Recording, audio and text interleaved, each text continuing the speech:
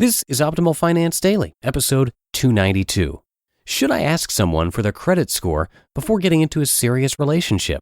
By Sam of FinancialSamurai.com. And hi everybody, I'm Dan, your personal narrator for today and every weekday here on the podcast, where I read to you from some of the best personal finance blogs on the planet. Today's post, as I mentioned there, is from Sam of FinancialSamurai.com. If you'd like to hear a specific topic covered here on the program, come give us a shout out at oldpodcast.com. Let us know what your preferences are. And before we get into today's show, did you know that you can connect with other like-minded people and be in more bonus raffles simply by joining our Facebook group? So come by oldpodcast.com/Facebook and request access to join.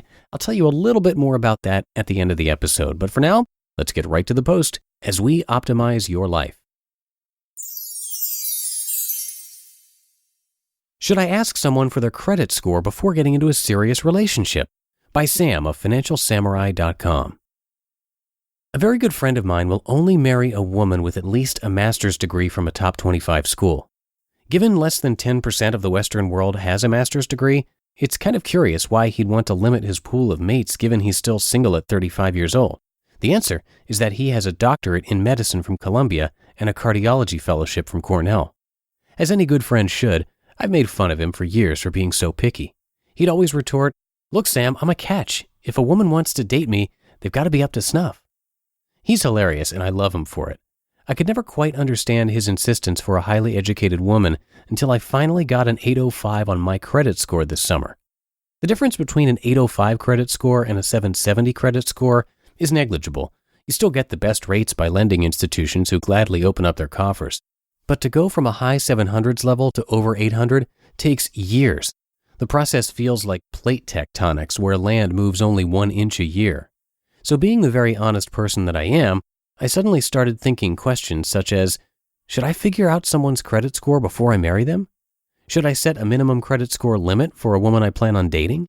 Should I raise my minimum credit score hurdle rate for prospective tenants to 760 from 720?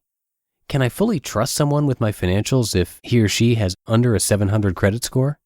Will TransUnion send me a framed copy of my credit score if I ask? I'm suddenly an arrogant bastard. I went through some very similar thoughts after I finished business school as well. Suddenly, everybody without an MBA didn't seem as smart, especially my bosses who just had undergraduate degrees and not even CFA designations. Despite my more experienced bosses bringing in more revenue to the firm, I mentally discounted their achievements. The air of superiority only lasted for a couple of months before I returned to a normal cog in the wheel.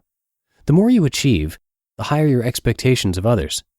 I kind of feel sorry for children of very wealthy parents, brilliant entrepreneurs, celebrities, or double PhDs. Everything is a screening mechanism. Colleges want to know your SAT or ACT scores because higher scores have demonstrated some correlation with intelligence. Employers want to know your GPA because higher grades correlate with stronger work ethic. Parents want to know what their daughter's boyfriend does before they give him their blessing for marriage. So is it not perfectly logical that if you plan on spending the rest of your life with someone, that couples should know each other's credit scores? I think so. Marriage is as much about love as it is about financial union. The credit score is a culmination of years of financial responsibility or lack thereof. A credit score highlights all your outstanding balances, the number of open accounts, the number of late or non-payments, and the type of credit lines each person has. If you are a reckless spender, there is no escaping your past. Everybody makes financial mistakes at one point or another. In fact, I'd be a little bit worried if someone never spent more than they made or never missed a payment or went through financial hardship at some point in their lives. Financial hardship is what makes all of us more fiscally responsible individuals. I would much rather have someone go through financial hardship, learn her lessons, and make progress towards improvement than never experience anything bad. When I was interviewing recent college graduates for a position that paid over $100,000 a year, I was very wary of the perfect 4.0 GPA students. Of course, they worked hard and were smart, but I was much more interested in hearing about how they failed and overcame adversity, because Wall Street is a brutal business where only the strong survive. Those with 3.5 GPAs, B+, turned out to be much better colleagues who were much more appreciative of their opportunities than those who had 4.0s. With so many choices in everything we do, it's only natural to use various metrics in order to screen for what we want. So, should you ask someone's credit score before getting serious? I've never asked for someone's credit score, and I'm not sure I ever will until after a long courtship. It's the same thing with a prenuptial agreement. I probably should know my future mate's credit score and draw up a prenuptial agreement given half of marriages end in divorce, but I'm a hopeless romantic who believes everything will turn out all right in the end. The credit score is becoming a much more important financial criteria over the past decade due to all the financial disasters that have taken place.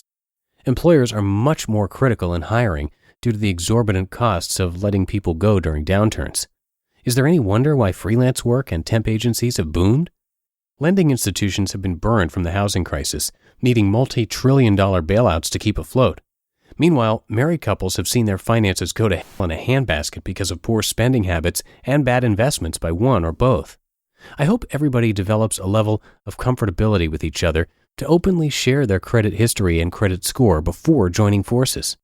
Even if your credit score is horrible, at least be on the same page so that both of your finances can improve. You just listened to the post titled, "Should I Ask Someone for Their Credit Score Before Getting into a Serious Relationship?" by Sam of FinancialSamurai.com.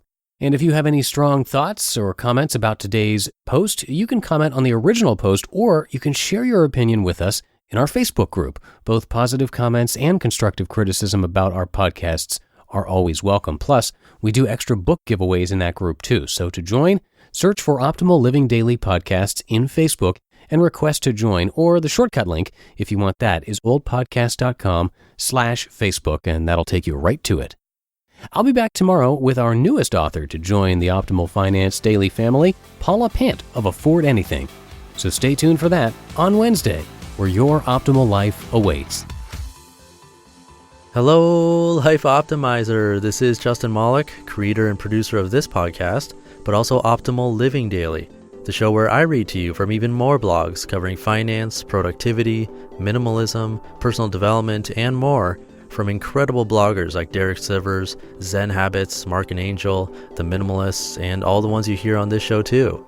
So if you enjoyed today's episode and like taking amazing blogs on the go, come on over to Optimal Living Daily and subscribe to that one too. And together, we'll start optimizing your life. You've been listening to Optimal Finance Daily. Be sure to hit the subscribe button to stay up to date on each new episode and head to oldpodcast.com. That's OLDpodcast.com for a free gift as well as more actionable tips and resources to help you maximize your potential. Thanks for joining us, and remember, your optimal life awaits.